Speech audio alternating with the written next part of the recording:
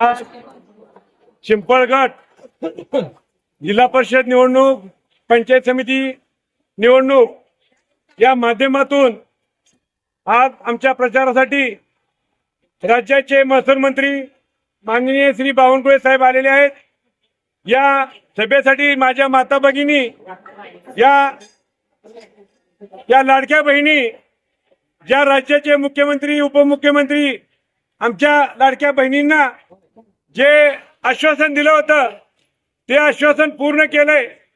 त्या आश्वासनानं आमदारकी आणि महानगरपालिका नगरपालिका जिंकल्या। त्याच माध्यमातून आम्ही आता जिल्हा परिषद आणि पंचायत समिती निवडणुका जिंकणार आहोत। या लाडकीच्या बहिणीच्या साक्षीने सांगतो, आज या लाडक्या बहिणी माझ्या माता भगिनी माझ्या समोर आहेत।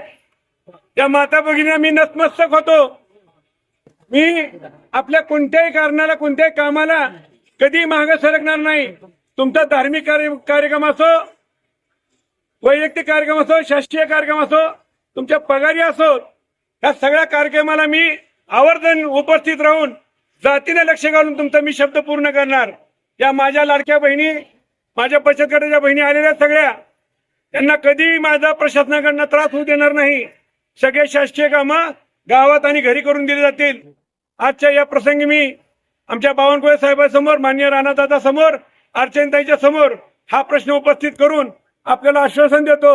आणि येणाऱ्या निवडणुकीच्या मतदाना दिवशी आपण सर्वांनी कमळाला मतदान करून आम्हाला भरघोस मतांनी निवडून द्यावं ही अपेक्षा व्यक्त करतो।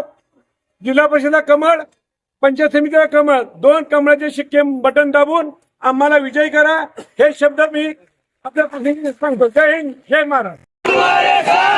राणादादा तुम आगे बढ़ो, हम तुम्हारे साथ हैं। सज्जन बाबा तुम आगे बढ़ो, हम तुम्हारे साथ हैं। भारतीय जनता पार्टीचा, भारतीय जनता पार्टीचा येणार येणार येणार कोण? येणार येणार येणार कोण? आलं रे आलं, आलं रे आलं, आलं रे आलं। भारतीय जनता पार्टीचा